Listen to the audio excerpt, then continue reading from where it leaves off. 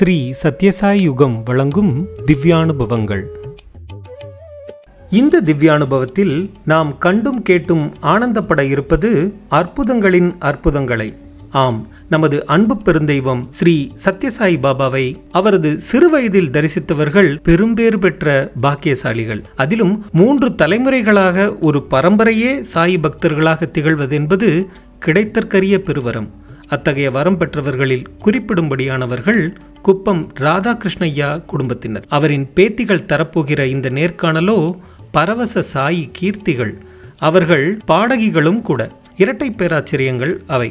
நடமாடும் அந்நியதாச்சரணம் நாஸ்தி புத்தகமாக திகழும் குப்பம் பரம்பரையில் இந்த 2 விழுதுகள் இவர்களின் வாய்மொழி வழி நீங்க போகிறது நமது மனப்பழுதுகள். சாயி ஆச்சரியங்களின் ஆட்சியாக, அனுபவங்களின் மாட்சியாக, அற்புதங்களின் சாட்சியாக நம்மிடையே முதல் முறையாக காணொளி வழியே ஸ்ரீ சத்யசாயி யுகத்திற்காகவே பிரத்யேகமாக நேர்காணலில் பாபாவின் வேர்காணலை காண வைத்து பரவசப்படுத்துகிறார்கள் குப்பம் சகோதரிகள் திருமதி ராதிகா நீரஜா. இதோ இந்த திவ்யானுபவ தொடரில் சாயி தேவலோக அனுபவ சுடர் இது. ஓம் சாயீஸ்வராய வித்மஹே சத்யதேவாய தீமஹி தன்ன சர்வ பிரச்சோதயாத். சுவாமியின் பொற்பாத கமலங்களுக்கு என் மனமார்ந்த நமஸ்காரங்கள். ஸ்ரீ சத்யசாயுகம் நேயர்களுக்கு சாய்ராம் வணக்கம். என் பெயர் ராதிகா. நான் சேலத்துல இருந்து வந்திருக்கேன். என்னுடைய தாத்தா ராதாகிருஷ்ணய்ய செட்டியார், என்னுடைய பாட்டி ராதம்மா, இவர்கள் தான் குப்பம் குடும்பத்தினரின் பெரியவர்கள். அவர்களுக்கு 4 மகன்கள், 3 பெண்கள். கிருஷ்ணகுமார், அமரேந்திரகுமார், ரமேஷ்குமார், முரளிதர். பெண்களுடைய பெயர் விஜயம்மகாரு, சரளகுமாரி, பிரேமா. எங்க அப்பா, என்னுடைய பெற்றோர்கள் பத்மநாப செட்டியார், சரளகுமாரி. நான் தான் மூத்த பெண் ராதிகா. நீரஜா என்னுடைய தங்கை, 2வது பெண் காயத்ரி அண்ட் ஸ்ரீலதா. இந்த குப்பம் குடும்பத்தில் நான் பிறவி எடுத்தது எனக்கு ஒரு பெரிய பாக்கியமாகவே நான் நினைக்கிறேன். அந்த காலத்துல இருந்து அவங்க பக்கத்திலேயே இருந்தப்ப நிறைய அனுபவங்கள் சொல்லியிருக்காங்க. ராத்திரி எங்க அக்கா கனவுல சுவாமி வச்சாதான் அந்த பொண்ணுக்கு பெயர், இல்லைன்னா இல்லைன்னு ரொம்ப பிடிவாதமா இருந்துட்டாரு. கலாட்டா பண்ணி வம்பிழுக்கிற சுவாமியை யாராவது பார்த்திருக்கோமா? வேண்டாம், நானே அவளுக்கு நல்ல பெயரா வைக்கிறேன்னு சொல்லி ராதிகான்னு நாமகரணம் செய்தார். 40 years of wisdom, 40 வருஷம் விஸ்டம். அது என்னன்னா, அடுத்த நாள் எனக்கு ஹை ஜுரம் வந்துருச்சு. 103 டிகிரி ஜுரத்துல இருக்கிறேன். அன்னைக்கு சாயந்தரம் தான் என் நிகழ்ச்சி. எல்லாருமே அப்படியே பயந்து போனாங்க. அப்புறம் கிணத்துக்குள்ளார பார்த்தா அப்படியே ஷாக்ல நின்னு போயிடுச்சு. ஹார்ட்டே நின்னு போயிடுது. ஏன்னா தாத்தா நடுவுல நிக்கிறாங்க. அப் டு த வேஸ்ட் வரைக்கும் வாட்டரோடு நடுவுல நிக்கிறாங்க. அது ஆழமான கிணறுங்க. உங்களுக்கு அப்படியே கண்ணீரா வந்தது. சுவாமி இவ்வளவு உங்களுக்கு தய பாருங்க. சுவாமியும் பார்த்துட்டு இருப்பாங்க. என்ன பாட்டு எழுதிட்டு வந்திருக்கேன். எங்க அம்மா ஒரு 200 சாங்ஸ் ஆவது காமிச்சிருக்காங்க. புக்கு நிறைய சாங்ஸ். சுவாமி சொல்லி கொடுத்தது, சுவாமியோட பிரசன்ஸ், அதெல்லாம் நினைச்சு நம்ம வாழ்க்கையை சுவாமிக்காகவே செலவு பண்ணணும்னு நினைச்சிட்டோம். சுவாமி தப்பு செஞ்சுட்டேன் சுவாமி, எனக்கு முடியல சுவாமி, ரொம்ப வயிற்று வலி சுவாமி, நான் குதிச்சுட்டேன்னு சொன்னார். அதுக்கு சுவாமி ஒரு பதில் சொன்னார் பாருங்க. இந்த ஜென்மத்தில் இந்த குப்பம் குடும்பத்தில் நான் பிறவி எடுத்தது எனக்கு ஒரு பெரிய பாக்கியமாகவே நான் நினைக்கிறேன். நான் பிறந்ததுக்கு அப்புறம் எங்க பெற்றோர்கள் என்னை சுவாமி கிட்ட எடுத்துட்டு போனாங்க ஆசீர்வாதம் வாங்கி பெயர் வைக்கிறதுக்கு. ஆனா சுவாமி ரொம்பவே சீக்கிரமாகவே வைக்கவே இல்லை. காணி அப்புறம் பாத்துக்கலாம் அப்படின்னு சொல்லிட்டே இருந்தாரு. 1 வருஷம் எனக்கு பேரே வைக்கல எங்க தந்தையார். இல்லை, சுவாமி வச்சாதான் அந்த பொண்ணுக்கு பெயர், இல்லைன்னா இல்லைன்னு ரொம்ப பிடிவாதமா இருந்துட்டாரு. ஒரு நாள் வெங்கடமுனிகார் வீட்டுல, அது எங்க பெரியம்மா சுசீலம்மகார் வீடுதான். அங்க சுவாமி எல்லா பக்தர்களோட உட்கார்ந்து பேசிட்டு இருக்காரு. நான் அங்க பின்னாடி அந்த அறையில தவழ்ந்துட்டே இருக்கிறேன். நான் கண்ணாடி வளையல் நிறைய போட்டுட்டு அப்படியே சுவாமி பார்த்துட்டு அப்படியே தவழ்ந்துட்டது. அது சுவாமி கவனிச்சிருக்காரு. சரளமா, அந்த குழந்தைக்கு எதுக்கு நீ கிளாஸ் பேங்கிள்ஸ் போட்டிருக்க, அது உடைஞ்சி அந்த பொண்ணு வாயில போட்டுக்கிட்டா எவ்வளவு ஆபத்து ஆகும்னு சொல்லி நீ முதல்ல அதை கழட்டி விட்டுரு அப்படின்னு சொன்னார். அப்புறம் அம்மா திடுக்கிட்டு சீக்கிரமா என்ன தூக்கி அந்த வளையல ரிமூவ் பண்ணிட்டாங்க. அப்புறம் சுவாமி கிட்ட எடுத்துட்டு போனாங்க. அப்போ சுவாமி வந்து, ஓ இவளுக்கு நீங்க பெயரே வைக்கல இல்ல, சரி என்ன பெயரை வந்து நீங்க வைக்கணும்னு நினைக்கிறீங்கன்னா, எங்க அப்பா வந்து எங்க அம்மாவுடைய பெயர் யசோதம்மான்னு வைக்கலாமா சுவாமி அப்படின்னா, வேண்டாம் வேண்டாம் நானே அவளுக்கு நல்ல பெயரா வைக்கிறேன்னு சொல்லி ராதிகான்னு நாமகரணம் செய்தார். சுவாமிக்கு எவ்வளவு நன்றி. ஒரு கோபிகாவின் பெயரை வந்து எனக்கு வச்சதால சுவாமி உங்க மேல எப்பவுமே நான் பக்தியா டிவோஷனோட உங்களுக்கு சேவை செய்யணும் தான் நான் எப்பவுமே நினைச்சதுண்டு. சாய்ராம், என் பேர் நீரஜா. என்னோட கணவர் பேர் வசந்த்குமார். என் பொண்ணு அப்பர்ணா, என் பேத்தி சாரங்கி. இதுல எதுக்கு இவ்வளோ பேர் சொல்றேன்னா, என்னோட பேரு நீரஜா, சுவாமி வச்ச பேரு. என் பொண்ணு பிறந்தப்ப பொண்ணான்னு கேட்டாங்க. ஆனா அந்த பெண்ணை கூட்டிட்டு போனப்ப இன்டர்வியூல சுவாமி அவளுக்கு அப்பர்ணான்னு பேர் வச்சாரு. ஆனா பேத்தி பிறந்தப்ப சுவாமி இல்ல. அதனால நாங்க ரொம்ப வருத்தப்பட்டோம். சுவாமி இத்தனை பேர் வச்சிருக்காங்க, பெண்ணா இருந்த பேத்துக்கு எனக்கு பொண்ணுக்கு பேர் வைக்கலையே. என் பொண்ணு ரொம்ப வருத்தப்பட்டா. என்னம்மா இப்பெல்லாம் இப்படியெல்லாம் கேட்கலாமா, சுவாமி இல்லாத பட்சத்துல இந்த மாதிரி ஆசை கூட நீ படலாமான்னு கேட்டேன். ஆனா ராத்திரி எங்க அக்கா கனவுல வந்து சாரங்கின் பேர் வைன்னு சொன்னாரு. எங்களுக்கு சந்தோஷம், பூரிப்பு தாங்க முடியல. நாங்க எதிர்பார்க்கவும் இல்லை. ஆனா எல்லார்கிட்டயும் என் பேத்தி பேர் சாரங்கின்னு சொன்னா எல்லாரும் எவ்வளவு ஸ்பெஷலா இருக்கு, என்ன பேர் யார் வச்சாங்கன்னு சொன்னா அப்ப நான் சொல்ல வேண்டியதா இருக்கு. ஏன்னா அப்பர்ணான்னு வச்சப்ப சுவாமி எனக்கு சாதாரண பேர் வச்சுட்டாரு. அப்பர்ணாக்கு நான் நினைச்சதுண்டு அந்த குறை வந்து தீர்க்கிற மாதிரி சாரங்கி பேர் வச்சுட்டு எல்லாரும் ரொம்ப நல்லா இருக்கு பேருன்னு சொல்ற மாதிரி இருக்கு. அதனால நான் சொல்ல வேண்டியதா இருந்தது. சுவாமியோட பிறந்த நாள் வைபவத்துக்கு எங்க அப்பா ரொம்ப ஒரு ஸ்பெஷல் ப்ரோக்ராம் நம்ம கொடுக்கணும்னு வந்து ரொம்ப நாளாவே பிளான் பண்ணிட்டே இருந்தாரு. அதனால என்ன 3 வயசுலயே ஒரு டான்ஸ் பரதநாட்டியம் கிளாஸ்ல சேர்த்துட்டாரு. நானும் என் தங்கையும், அவ 5 வயசு நான் 7 வயசு. எங்க குரு அவ்வளோ எங்களை தயார் பண்ணி சுவாமி முன்னாடி ஆடுறதுக்கு ரெடி பண்ணிட்டாரு. எங்க அப்பா வந்து அதுக்கு வேண்டிய எல்லாவற்றையும் சேலத்துல இருந்து கூட்டிட்டு போனார். ஒரு பஸ் அரேஞ்ச் பண்ணி musicians, light man, makeup man, அப்புறம் பாட்டு பாடுறவங்க, மைக் சிஸ்டம், லைட்டிங் சிஸ்டம் எல்லாமே ஒரு பஸ்ல நாங்க எல்லாமே ஒரு குழுவா சேர்ந்து ஜெய் சாய்ராம் அவ்வளோ சந்தோஷமா கரகோஷம் விட்டு புட்டபர்த்தி போய் சேர்ந்தோம். அப்போ நவம்பர் மாசம் அந்த காலத்துல எல்லாம் ரொம்ப குளிரா இருக்கும். அடுத்த நாள் எனக்கு வந்து ஹை ஜுரம் வந்துருச்சு. 103 டிகிரி ஜுரத்துல இருக்கிறேன். அன்னைக்கு சாயந்தரம் தான் என் நிகழ்ச்சி. எல்லாருமே அப்படியே பயந்து போனாங்க, எப்படி இந்த பொண்ணை ஆட வைக்கிறதுன்னு. உடனே போய் சுவாமி கிட்ட போய் சொல்லிட்டாங்க, சுவாமி அவளால எழுந்திருக்க கூட முடியவே, என்ன சுவாமி செய்யறதுன்னா, அதெல்லாம் நீங்க கவலைப்படாதீங்க, அவளுக்கு அலங்காரம் பண்ணி நீங்க ஹாலுக்கு எடுத்துட்டு வந்துருங்க, கூட்டிட்டு வந்துருங்கன்னு சொன்னார். அதனால எல்லாமே அந்த பரதநாட்டியம் ஹெவி ட்ரெஸ், அந்த நகைங்க, அந்த ட்ரெஸ், அந்த பூ எல்லாம் போட்டு என்னை வந்து ஒரு ஸ்ட்ரெச்சர்ல ஹாலுக்கு எடுத்துட்டு வந்துட்டாங்க. இன்னும் 10 நிமிஷம் தான் இருக்கு. ஒரு ஒரு ஒரு சைன் ஆஃப் இது கூட இல்ல, ரிலீஃப் இல்ல. சரி சுவாமி உள்ள வந்தாங்க. அங்க வந்து சுவாமிக்கு கொடுக்கறதுக்கு ஒரு பழரசம் ஒரு டம்ளர்ல வச்சிருந்தாங்க. சுவாமி அதை கொஞ்சமா குடிச்சிட்டு, நீ குடிச்சிட்டுன்னு என் கையில கொடுத்தாங்க. நான் வந்து அதை மீதியே குடிச்சிட்டேன். உடனே சுவாமி ஆடுவியா அப்படின்னு கேட்டாரு.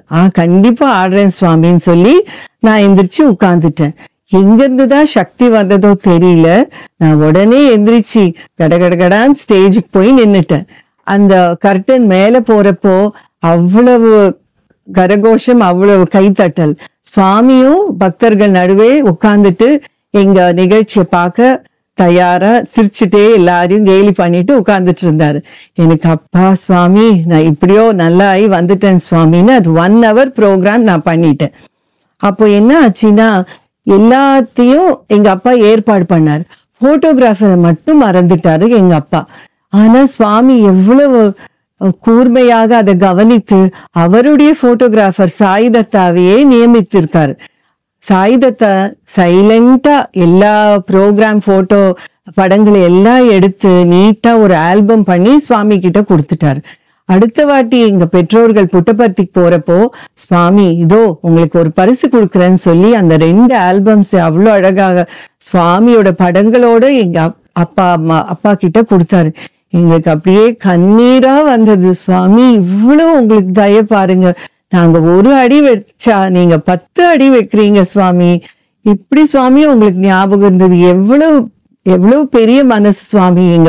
எங்க சின்ன நிகழ்ச்சியை நீங்க ஒரு படம் எடுத்து எங்களை கொடுத்துருக்கீங்க சுவாமி.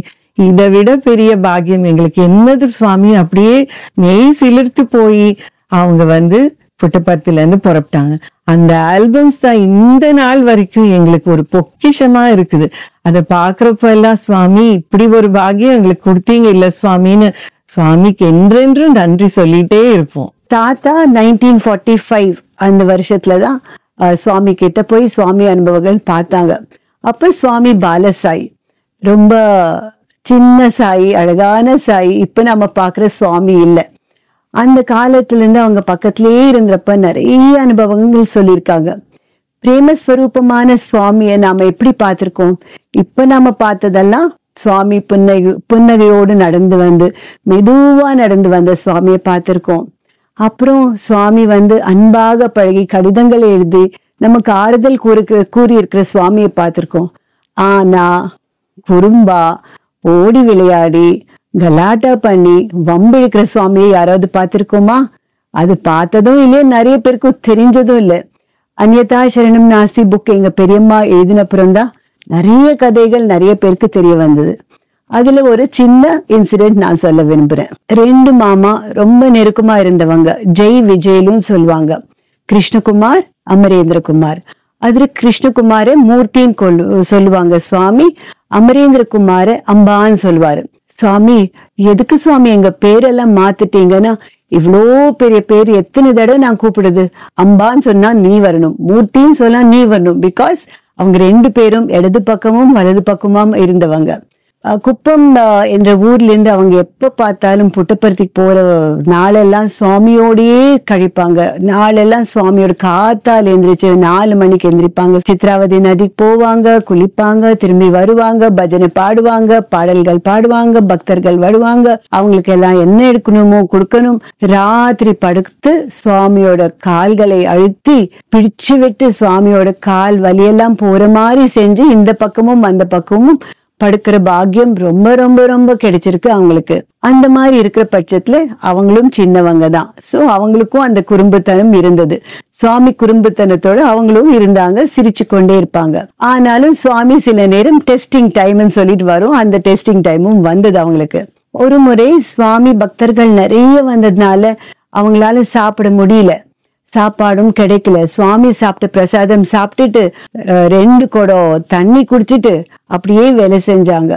ராத்திரி சுவாமி ரூமுக்கு சென்றார். அப்புறம் இவங்களும் உள்ளார வந்தா ஒரு பக்கத்துல வாழை கொலை, யாரோ பக்தர்கள் நல்ல பழுத்த வாழை, நல்ல வாசனை வருது, அது வச்சிருக்காங்க. அது பார்த்த உடனே இவங்க வயிறு கிள்ள ஆரம்பிச்சுது. இவங்க வேணா சொன்னாலும் வயிறு கேக்குது. எனக்கு வாழைப்பழம் கொடுப்பியான்னு கேட்ட மாதிரி இருந்தது. சுவாமிக்கு தெரியாததுண்டா, பாவம் பசங்க காத்தாலிருந்து வேலை பண்ணிருக்காங்கல்ல, அவங்களுக்கு ஏதாவது கொடுக்கலாம் சொல்லிட்டு படுக்கிற முன்னாடி சுவாமி, மூர்த்தி, அம்பா 2 பேரும் வாழைப்பழம் சாப்பிட்டுட்டு அந்த தோலெல்லாம் வெளியே போடாதீங்க, படுக்க கீழே போட்டுட்டு படுத்துக்கோங்க, ரொம்ப பசிக்குது இல்ல பாவம் சொன்ன உடனே சுவாமி ரொம்ப சந்தோஷம் சுவாமின்னு சொல்லிட்டு ஆரம்பிச்சாங்க சாப்பிடுறதுக்கு. சாப்பிடுறது என்னமோ ஒரு 10 சாப்பிடக்கூடாதா, அந்த கொலையே முடிச்சிட்டு நல்லா ஏப்பம் விட்டுட்டு தோலெல்லாம் படுக்க கீழே போட்டுட்டு சுவாமி படுக்கை கீழே போட்டுட்டு நல்லா கொரட்டு விட்டு தூங்கிட்டாங்க. சுவாமிக்கு சேவையெல்லாம் செஞ்சு முடிச்ச அப்புறம் இது நடந்தது. சுவாமி வம்பு பண்ணணும், ஏதாவது குறும்பு பண்ணணும். காத்தால எப்போ எந்திரிக்கிறத விட கொஞ்சம் முன்னாடி எழுந்திரிச்சு கதவை திறந்து கோனம்மான்னு இருப்பாங்க. கோனம்மா இங்க வாமா, இங்க பாரு என்ன நடக்குதுன்னு சொன்னா இவங்க 2 பேரும் தூங்கிட்டு இருக்காங்க. அந்த அம்மா ஒரு பார்வையிலே பார்த்துட்டாங்க. படுக்க கீழே என்னமோ வாழைப்பழம் தோல், வாழை கொலை என்னமோ காலி, இவங்க என்னமோ படுக்கிறாங்க. என்ன இது அபச்சாரமா இருக்கு, என்ன இது இவ்வளோ கேவலமான வேலை செஞ்சிருக்காங்கன்னு சொல்லிட்டு எல்லாரையும் கூப்பிட்டுட்டாங்க. கோனம்மா, சாக்கம்மா, விஜயம்மா, ராதம்மா எல்லா அம்மாக்களும் வந்துட்டாங்க. பார்த்தா அந்த கலாட்டில மாமா 2 பேரும் எந்திரிச்சாங்க. திடுக்கிட்டு எழுந்திரிச்சப்போ என்னடா நடக்குதுன்னு பார்த்தா அவங்க கண்ணெல்லாம் படுக்க கீழே இருக்கிற வாழைத்தோல் தான் தெரிஞ்சுது. ஆனா நிஜமா வெளியால் பார்த்தா எவ்வளவு தப்பு இல்லைங்க. சுவாமியோட ரூம்ல எவ்வளவு தைரியம் இருந்தா சாப்பிட்டுட்டு அங்க போடுவாங்க. எல்லாம் நல்லா திட்டு வாங்கிட்டாங்க. ராதம்மா அவங்க அம்மா முகத்துல ரொம்ப கோபம், வெட்கம், என்ன நம்ம பசங்க இப்படி பண்ணிட்டாங்க, எல்லா விதத்திலும் வந்துடுது. சுவாமி சிரிச்சுட்டு இவங்களே கண் சிமிட்டு இருக்காங்க. இவங்களுக்கு புரிஞ்சிடுச்சு சுவாமி இவங்களே ஏதாவது செய்யறாங்க, வம்பு இழுக்கிறாங்களும் தெரிஞ்சிடுச்சு. ஆனா ஒரே ஒரு என்ன செய்யணும்னா, இவங்க மாமா 2 பேரும் சுவாமி நீங்க தானே சாப்பிட சொன்னீங்கன்னு ஒரு வார்த்தையும் சொல்லலைங்க. சுவாமி சொன்னா அது வேத வாக்கு. சுவாமி நம்மள ஏதாவது செய்யணும்னு ஏதாவது காரணம் இருக்கும் சொல்லிட்டு அவங்க ஒண்ணுமே சொல்ல. அப்புறம் ராதம்மா தர தர தர இழுத்துட்டு போய் 4 அடி அடிச்சிருக்காங்க கன்னத்துல. அடிச்ச அப்புறம் சுவாமி மெதுவா வந்து, ராதம்மா கோபப்படாத, நான் தான் உங்களை சாப்பிட சொன்ன உடனே எல்லாருக்கும் இன்னும் பெரிய ஷாக் ஆயிடுச்சு. அப்ப அவங்க சாப்பிட்றாங்கன்னு ஷாக் ஆயிடுச்சு. இதுக்கப்புறம் சுவாமி சொல்லி சாப்பிட்டாங்கன்னு இன்னொரு பெரிய ஷாக் ஆயிடுச்சு. கொஞ்ச நேரத்துல எல்லாம் சமாதானமாயிட்டு சந்தோஷமாயிட்டாங்க. ஆனா எங்க மாமா என்ன சொன்னாங்கன்னா, இதுல எனக்கு 4 நாள் விடல, அந்த ரூம் பக்கத்திலே போக கூடாதுன்னு உத்தரவிட்டுட்டாங்க. ஒரு பனிஷ்மெண்ட் மாதிரி. நாங்க அவ்வளோ வருத்தப்பட்டோம். சுவாமி பக்கத்துல சுவாமியை காலை பிடிச்சு பேசிட்டு எவ்வளவு நல்லா படுத்துவாங்க, இப்ப வெளியே படுக்கிறோமே ரொம்ப வருத்தப்பட்டாங்க. யாரும் விடல. ஆனா அன்னையில இருந்து கிளீனிங் ஸ்டார்ட் ஆயிடுது. சுவாமி ரூம் எல்லாமே பல பல பலன்னு எல்லாரும் வந்து கிளீன் பண்ணி தொடச்சி வச்சு எல்லாம் பண்ணினாங்க. அப்புறம் மாமா என்ன ஃபீல் பண்ணாங்கன்னா, நான் வந்து 4 நாள் பனிஷ்மெண்ட் இல்லைன்னு சொல்லல. அது it has given me 40 years of wisdom, 40 வருஷம் விஸ்டம். அது என்னன்னா, ஆசைப்படணும், பேராசைப்படக்கூடாது. சுவாமி வாழைப்பழம் சாப்பிடுங்கன்னு சொன்னாங்க, கொலையே சாப்பிடணும் சொல்லலையே சுவாமி, அது நாங்க செஞ்ச தவறு. அதனால அப்ப தெரிஞ்சது, இனிமே நாம ஆசைப்படணும், ஏதாவது ஆசைப்படணும், தப்பே இல்லை. ஆனா பேராசை மட்டும் படக்கூடாதுன்னு மட்டும் நல்லா தெரிஞ்சுட்டாங்க. இது ஒரு பெரிய லெசனாவும் மாறிடுது. Swami very sweetly he has taught them a lesson. டைரக்டா சொன்னா யாரும் கேட்க மாட்டாங்க. சோ இந்த வழியா சொல்லி கொடுத்த மாதிரி எங்க மாமா நினைச்சாங்க. 2011ல சுவாமி நம்மளெல்லாம் பிரிஞ்சு போறப்போ அந்த நியூஸ வந்து டிவியில பார்த்தப்போ நாங்க எல்லாம் அப்படியே அதிர்ச்சி அடைஞ்சிட்டோம். சுவாமி 96ல தானே நம்ம விட்டு போவாருன்னு சொன்னாங்க. இதனால இப்போ 86லயே விட்டு நம்மளெல்லாம் பிரிஞ்சு போயிட்டாருன்னு நாங்க அப்படியே அதிர்ச்சி அடைந்து உடனே சேலத்துல இருந்து எல்லாருமே புறப்பட்டு புட்டபர்த்திக்கு வந்துட்டோம். எங்க ரூம் ஈஸ்ட் பிரசாந்தி, அங்க இருந்து பார்த்து அப்படியே அழுது எல்லாருமே பக்தாஸ் எல்லாருமே குமரி அழுதுட்டு இருந்தாங்க. நாங்களும் எங்க சுவாமி எங்களையும் கூட்டிட்டு போயிருக்கலாம் சுவாமி, ஏன் சுவாமி நீங்க இல்லாம இருக்கணும் அப்படிங்கிற ஒரு ஏக்கம் நிறையவே இருந்தது. அப்போ வந்து பஜன்ஸ் பாடிட்டே இருந்தாங்க. சுவாமி மறுபடியும் வந்துருவாரோன்னு கூட நாங்க ரொம்ப ஒரு கோரிக்கையிலே இருந்தோம். சுவாமி வந்துடுங்க சுவாமி, நீங்க நினைச்சா எவ்வளவு நேரம் சுவாமி, ஆல்ரெடி நீங்க எவ்வளவு அதிசயங்கள் பண்ணிருக்கீங்கன்னு தான் எல்லாருமே ப்ரே பண்ணிட்டு இருந்தோம். அப்புறம் அது நடக்கல. சுவாமியோட சமாதி லாஸ்ட் ஆரத்தின்னு சொன்னாங்க. அது இப்ப நினைச்சா கூட எனக்கு அப்படியே அழுகையாவதான் வருது. சுவாமியோட கடைசி ஆரத்தின்னு காட்டி எங்களுக்கு எல்லாம் காட்டி அந்த ஜனமிதியா அந்த சாங் பாடினாங்க பாருங்க. அங்க இருக்கிறவங்க எல்லாருமே broke down. முடியவே இல்லை. சுவாமி இதை வந்து நம்பவே முடியல, இது எங்க வாழ்க்கையில வருமான்னு கூட நாங்க எதிர்பார்க்கல. இல்ல சுவாமி, இல்லைன்னா நாங்க இன்னும் உங்ககிட்ட நிறைய வந்திருப்போம், நிறைய இங்க தங்கியிருப்போமேன்னு எல்லார் மனசுலயும் அப்படியே எத்தனையோ எண்ணங்கள். அந்த மாதிரி ஒரு சிச்சுவேஷன். அப்புறம் வந்து சுவாமி இல்ல, அதுக்கப்புறம் இல்ல, அவர் இருக்காரு, ஆனா அவருடைய பிசிக்கல் ஃபார்ம் அங்க இல்லதானே. அதை வந்து நாங்க ஆக்செப்ட் பிறந்ததுல இருந்து சுவாமியை பார்த்து சுவாமி வந்ததுமே சுவாமி இன்டர்வியூ ரூம் கிட்ட, Swami entry into the Kulwant hall மியூசிக்கோட, இதெல்லாம் அவ்வளவு வருஷம் பார்த்து இது ஒரு சடன் ஹார்ட் அட்டாக் மாதிரியே இருந்தது. என்னடா நம்பவே முடியலையே, சுவாமி இப்படி பிரிச்சோன்னு இருக்குது. எல்லாமே பஜன் நடக்குது, சுப்ரபாத்தம் எல்லாமே சிஸ்டமேட்டிக்கா போயிட்டு இருக்குது. ஆனா அந்த ஒரு வாய்டு, அந்த ஒரு பிளாங்க்னஸ் நல்லா தெரிஞ்சது. நானும் அழுதுட்டே இருந்தேன். வந்தா அழ வேண்டியது திரும்பி போக வேண்டியது, அழ வேண்டியது திரும்பி. சுவாமி வி மிஸ் யூ. சுவாமி எத்தனை வாட்டி சொல்லியிருக்காங்க, இந்த தேகத்துக்கு முக்கியத்துவம் கொடுக்காதீங்க, உங்க இன்னர் சாயை பாருங்கன்னு அவ்வளோ சொல்லியே அந்த மண்டையில அது ஏறவே மாட்டேங்குது. சுவாமி நீங்க இல்ல 5 வருஷமாவது இப்படியே நினைச்சேன். அப்புறம் எங்க பெரியம்மாவும் எங்க சிஸ்டர்ஸ் திட்டினாங்க, எவ்வளவு நாள் சுவாமி இருக்க முடியும் நம்ம கூட, நீ அதை வந்து ஆக்செப்ட் பண்ணிதான் ஆகணும், சும்மா அழுதுட்டே இருக்காத, சுவாமிக்கும் கஷ்டமா இருக்கும் இல்லைன்னு சொல்லி சொன்னதுக்கு அப்புறம் தான் அந்த என்லைட்டன்மெண்ட் வந்தது. சுவாமி இனிமே உங்களுடைய மெமரிஸ் எங்க கிட்ட தானே சுவாமி இருக்குது, அதை நினைச்சு நீங்க சொன்ன வழியில நாங்க போலான்னு டிசைட் பண்ணி பாட்டெல்லாம் அந்த ப்ரோக்ராம்ஸ் எல்லாம் பண்றதுக்கு ஒரு முடிவெடுத்து, அதுக்கப்புறம் லைஃப் வாஸ் மோர் பீஸ்ஃபுல். சுவாமி இல்லைனாலும் சுவாமி சொல்லி கொடுத்தது, சுவாமியோட பிரசன்ஸ், அதெல்லாம் நினைச்சு நம்ம வாழ்க்கையை சுவாமிக்காகவே செலவு பண்ணணும்னு நினைச்சிட்டோம். சுவாமி பத்தி நமக்கு தெரியுங்க. இப்ப சுவாமி மோர் ஆஃப் ப்ரீச்சிங் நிறைய சொல்லி கொடுக்குறாரு, எப்படி வாழ்க்கை நடத்தணும்னு. இப்ப ரொம்ப ரொம்ப அதுதான் இருக்கு. அந்த காலத்துல only playing and pranks and லீலைகள், மகிமைகள் அதெல்லாம் நிறைய காமிச்சிருக்காங்க. ஒவ்வொரு நாளும் ஒரு லீலை பார்க்கலாம், ஒவ்வொரு ஆளுக்கும் ஒரு மகிமை பார்க்கலாம், சுவாமி டெய்லி ஒரு மிரக்கல் பார்க்கலாம். அந்த மாதிரி நாட்கள் அது நெருக்கமா இருந்ததுனால இன்னும் அவங்க கண் எதிரியே பார்த்திருக்காங்க. ஒரு முறை சுவாமி பிரயாணம் மேற்கொண்டார் திருப்பதிக்கு. சுவாமியோட ஒரு காரும் இன்னும் 3 கார் பக்தர்களும் எங்க மாமா 2 பேரும் போயிருக்காங்க. கார் நல்லா போயிட்டு இருந்தது, எல்லாம் பேசிட்டு எல்லாம் சிரிச்சுட்டு கார்ல உக்காந்து இருக்காங்க, என்ன பண்ணணும்னு சொல்லியிருக்காங்க. போற வழியில சுவாமியோட கார் நின்னுடுத்து. சுவாமி ஒரு கார் நின்னது எந்த மாதிரி இடத்துலன்னா, ஒரு மனித நடமாட்டமே இல்லாத இடம், ஒரு கிராமம் இல்ல, ஒரு சின்ன வீடு இல்ல, எதுவுமே இல்லாத இடத்துல நின்னுடுத்து. என்னடா சுவாமியோட கார் நின்னுடுச்சு, என்ன ரிப்பேர் ஆயிடும்? எல்லாரும் திடுதிடுப்பா வந்தாங்க, பார்த்தாங்க, எல்லாம் செக் பண்ணா பெட்ரோல் ஒரு துளியும் இல்ல. பெட்ரோல் நீ போட்டியான்னு கேட்டா எல்லாரும் மிஸ் பண்ணிட்டாங்க. இவங்க போடணும் அவங்க போடணும்னு நினைச்சு இப்படியோ மிஸ் ஆயிடுத்து, போடல. சுவாமிக்கு கொஞ்சம் கோபம் வந்தது.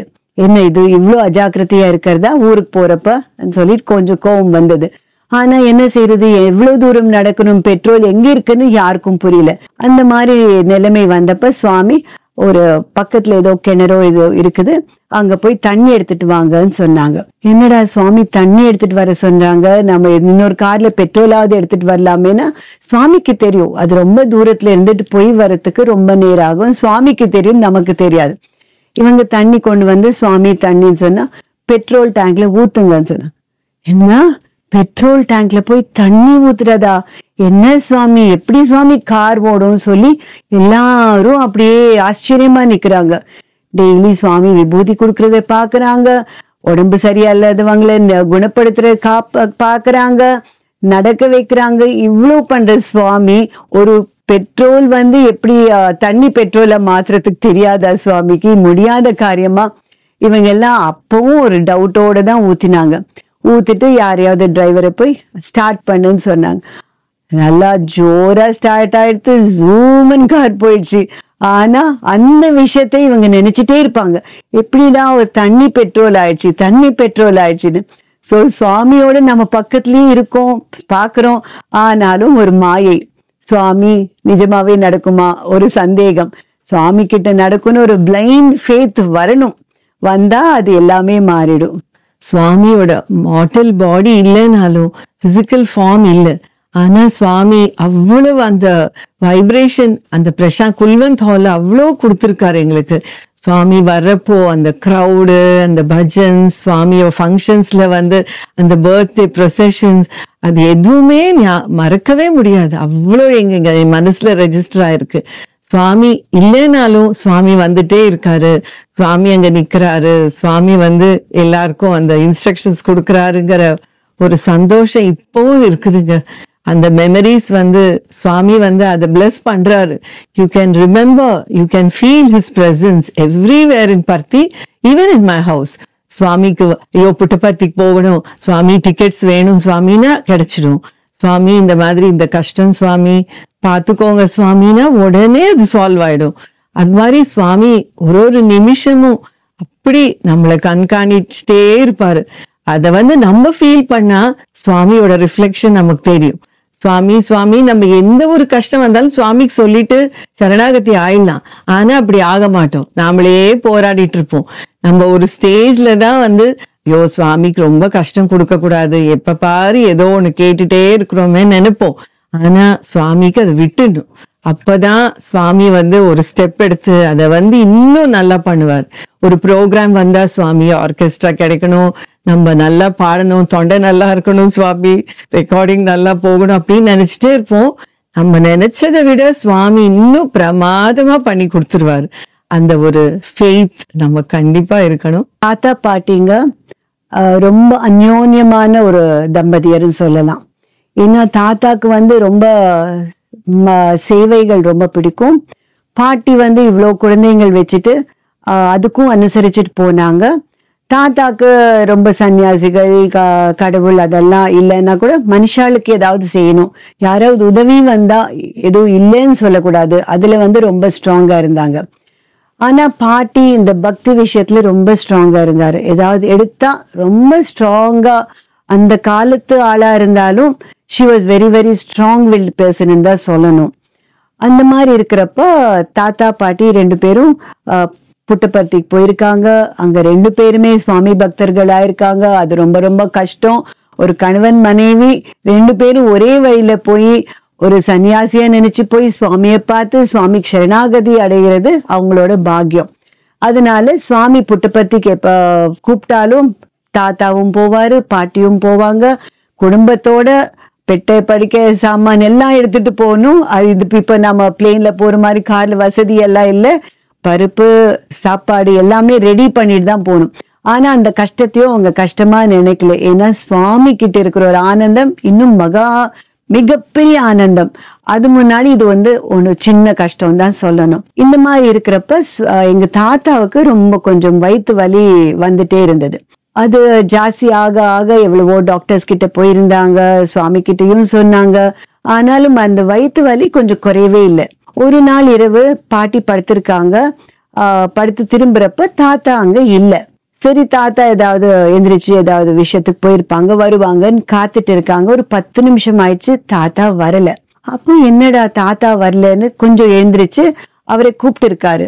ஆனாலும் அவர் பதில் சொல்லல. பதில் சொல்லாத பட்சத்துல வெளியே போய் பார்த்திருக்காங்க. கொஞ்சம் பயமாயிடுச்சு. தாத்தா எங்கேயும் வீட்லயும் இல்லை. அது குப்பம்ல பெரிய வீடு, ரொம்ப பெரிய வீடு, ரொம்ப பெரிய ரூம்கள். அதுக்கு அட்டாச்சா ஒரு பெரிய ஃபேக்டரி, கிரானைட் ஃபேக்டரி இருந்தது. அந்த தோட்டம் ரொம்ப பெரிய தோட்டமா இருந்தது. தாத்தா இல்லாத பட்சத்துல பசங்களை எல்லாம் எழுப்பிச்சிருக்காங்க. பார்த்தா முன்னாடி கதவு திறந்திருக்கு. ஐயோ, என்ன முன்னாடி கதவு திறந்திருக்கு, தாத்தா எங்கேயாவது போயிருக்காருன்னு பார்த்தா கேட் கதவு லாக்டு. ஃப்ரண்ட் கேட் டோர் மட்டும் திறந்திருக்காங்க. டார்ச் லைட் எல்லாம் எடுத்துக்கிட்டாங்க. அவங்கள அப்பா அப்பான்னு கூப்பிட்டு இருக்காங்க. பெரிய ஃபேக்டரி எல்லாம் போனாலும் எங்கேயுமே இல்லை. இந்த ஃபேக்டரியில தாத்தா எங்க போயிருப்பாரு, என்ன ஆயிடுத்து இவருக்கு, எங்கேயுமே சப்தம். கொஞ்சம் பயமாயிடுச்சு. சாய்ராம் சாய்ராம் சாய்ராம் சொல்லிட்டு தேடிட்டே இருக்காங்க. ஒரு 15-20 மினிட்ஸ் ஆகுது தேடி இருப்பாங்க. அப்பவும் கிடைக்கல. அந்த இரவு நேரத்துல கொஞ்சம் பயந்துட்டாங்க. என்ன மாயமாறதுக்கும் சான்ஸ் இல்லை, என்ன ஆயிடுத்துன்னு யாருக்காவது பயம் வரும். சடனா பார்த்தா கிணத்து பக்கத்துல இருந்து ராதம்மா ராதம்மான்னு ஒரு குரல் கேட்டது. என்னடா கிணத்து பக்கத்துலன்னு அப்பவும் அவங்களும் யோசிக்கல. கிணத்து சுத்தியும் பார்த்தாங்க, எங்கேயாவது இருப்பாங்களா. கிணத்துக்குள்ளார பாக்கணும்னு அவங்களுக்கு யோசனையும் வரல. அப்புறம் கிணத்துக்குள்ளார பார்த்தா அப்படியே ஷாக்ல நின்னு போயிடுச்சு. ஹார்ட்டே நின்னு போயிடுது. ஏன்னா தாத்தா நடுவுல நிக்கிறாங்க. அப் டு த வேஸ்ட் வரைக்கும் வாட்டரோடு நடுவுல நிக்கிறாங்க. அது ஆழமான கிணறுங்க. ஒரு குச்சி போட்டு பார்த்தாங்க. அந்த எங்கேயோ போய் ஒரு சவுண்ட் கேட்டது. அப்ப தாத்தா எப்படி இங்க நின்னுட்டு இருக்காரு ஒன்னும் புரியல. ஒரு நிமிஷம் எப்படியோ எல்லாரும் புடிச்சு கயிறை போட்டு அது போட்டு தாத்தாவை மெதுவா மேல இழுத்து விட்டாங்க. இழுத்து விட்டுட்டு தாத்தா கொஞ்சம் எல்லாம் சமாதானம் ஆயிட்டாரு.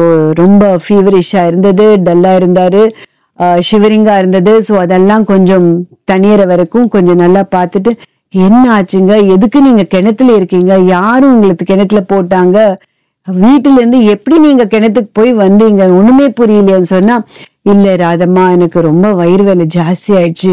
எவ்வளவு நாள் தான் நான் கஷ்டப்பட்டு இந்த வயிற்று வலியோட எனக்கு வாழ்க்கையை முடிச்சுக்கணும்னு ஆசை வந்துடுச்சு. அதனால்தான் அவங்க ஒரே அழுதாங்க. என்னங்க வாழ்க்கையை முடிக்கிற அளவுக்கு என்னங்க வயிற்று வலி இருக்கு, சுவாமி விபூதி இருக்கு, எல்லாமே போட்டுக்கலான்னா, இல்ல நான் எவ்வளவோ சொல்லியிருக்கேன், ஒண்ணுமே நடக்கல, இல்ல எனக்கு ரொம்ப வயிறு வலிக்குது, அதனால்தான் எனக்கு என்ன தோணிச்சுன்னு நினைக்கல, நான் குதிச்சுட்டேன், கிணத்துல நான் போய் குதிச்சுட்டேன்னு சொன்னார்.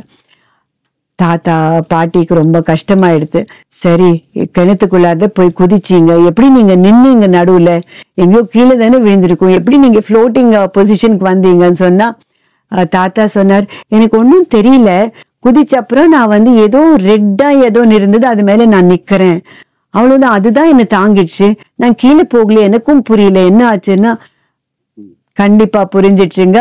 சுவாமி ரெட்டுனாலே சுவாமியோட ரோப் தான். சுவாமி தான் அவங்களை காப்பாத்திருக்காங்க. பரிபூர்ணமா நம்பிட்டு சுவாமி தான் நம்மளை காப்பாத்திருக்காரு. பாருங்க சுவாமி எவ்வளவு உங்களை தாங்கி இருக்காரு. அதுவும் எப்படி தாங்கி இருக்காரு. ஏதோ ஒரு கல்லு போட்டு தாங்கி வைக்கலாம், இல்லைன்னா ஏதோ ஒண்ணு நிக்க வைக்கலாம். சுவாமியோட ரெட் ரோப்னா சுவாமி மேல நீங்க நின்று இருக்கீங்க. இதுக்கு மேல என்ன சாட்சி வேணும்? வாங்க ஃபர்ஸ்ட் புட்டபர்த்திக்கு போய் சுவாமிக்கு நன்றிகள் சொல்லிடலான்னு அடுத்த நாளே கிளம்பிட்டாங்க. சுவாமி கிட்ட அங்க போறாங்க. சுவாமி வெயிட்டிங் டு ரிசீவ் த மாதிரி அங்க வெயிட் பண்ணிட்டு இருக்காங்க. என்ன ஆச்சு ராதாகிருஷ்ணா, என்ன ஆச்சுன்னு கேட்டாங்க. சுவாமி தப்பு செஞ்சுட்டேன் சுவாமி, எனக்கு முடியல சுவாமி, ரொம்ப வயிற்று வலி சுவாமி, நான் குதிச்சுட்டேன்னு சொன்னாரு.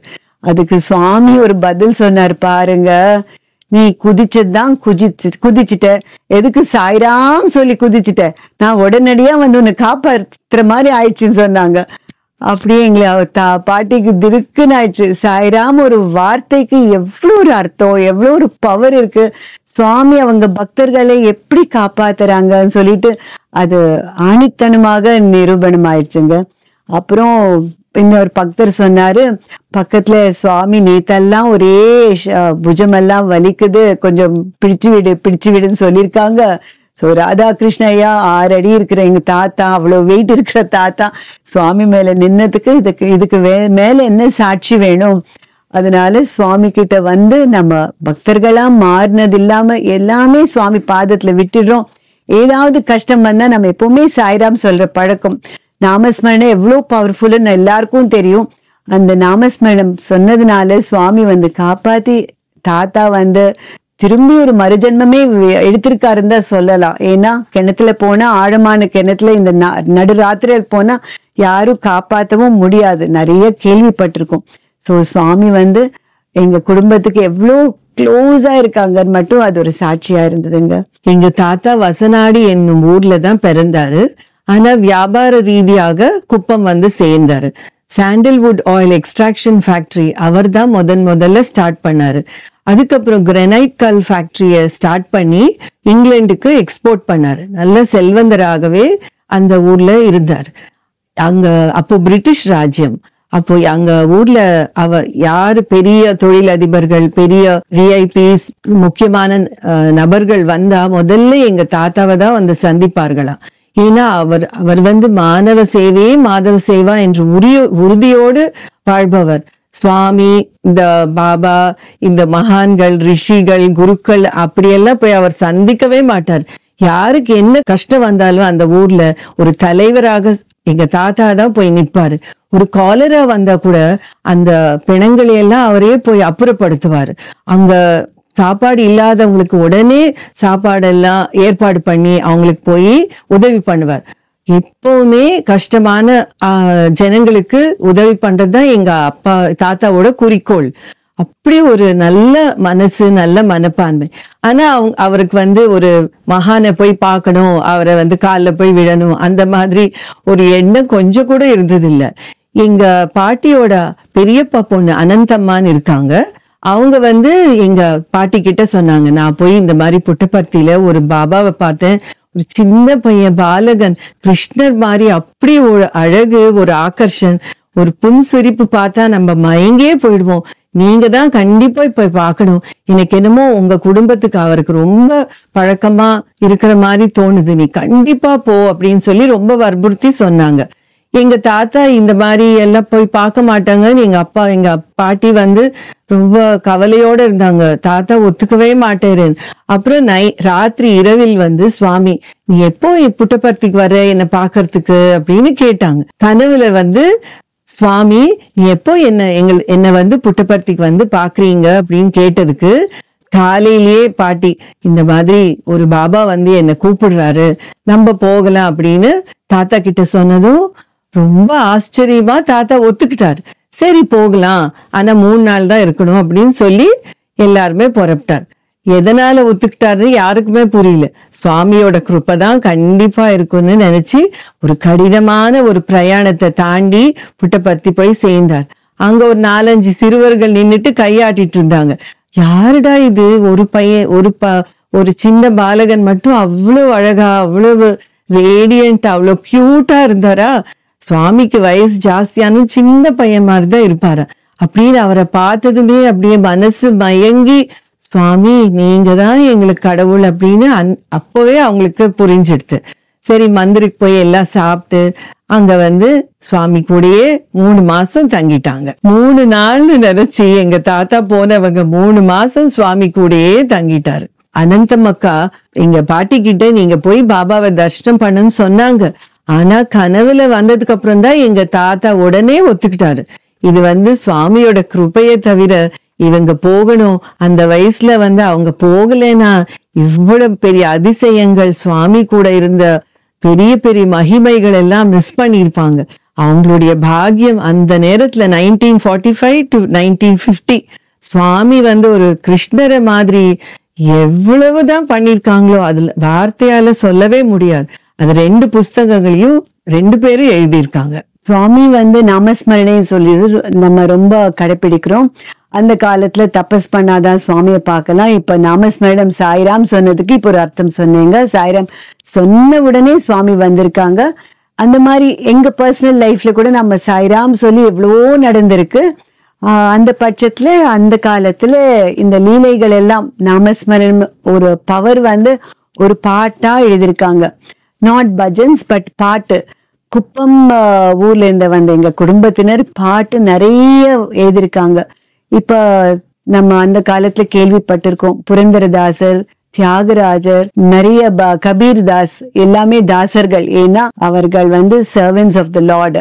அவங்க எப்படி பகவானை இழுப்பாங்கன்னா பாட்டு வழியா. இது இவங்களுக்கும் தெரியும். இவங்களுக்கு எதுவுமே வேணாம், சுவாமி பக்கத்துல வேணும், எதாவது செய்யலாம் சொல்லிட்டு ஒரு சம்பங்கி ராமையான்னு சொல்லிட்டு ஒரு வெரி குட் கவிஞர் இருந்தார் குப்பம். சோ இவங்க பாட்டெல்லாம் இந்த சிச்சுவேஷனுக்கு எங்களுக்கு வேர்ட்ஸ் எழுதி தாங்க, மியூசிக் கொடுத்துட்டா அவர் ஜஸ்ட் 5 minutesல எழுதி கொடுத்துடுவாங்க. சோ இவங்க ரெடி பண்ணிட்டு பாட்டு அடுத்த முறை புட்டபர்த்திக்கு போறப்பெல்லாம் பாட்டு ரெடியா பாடுவாங்க. சுவாமியும் காத்துட்டு இருப்பாங்க, என்ன பாட்டு எழுதிட்டு வந்திருக்கு. எங்க அம்மா ஒரு 200 songs ஆவது காமிச்சிருக்காங்க. புக்கு நிறைய சாங்ஸ். அதுல நாங்க சிலதுதான் கத்திருக்கோம். அவ்வளோ சாங்ஸ் எப்போ டைம் கிடைச்சாலும் அம்மா ஏதோ ஹம் பண்ணிட்டே இருப்பாங்க நிறைய பாட்டு. அதுல எங்களுக்கு புரிஞ்ச பாட்டு சிலது நாங்க கத்துட்டு இருக்கோம். அதுல இப்ப நான் பெட்ரோல் போடுற ஒரு விஷயம் கூட பாட்டுல வந்திருக்கு. லட்டு சித்ராவதி நதியில எடுக்கிறது கூட ஒரு பாட்டா வந்திருக்கு.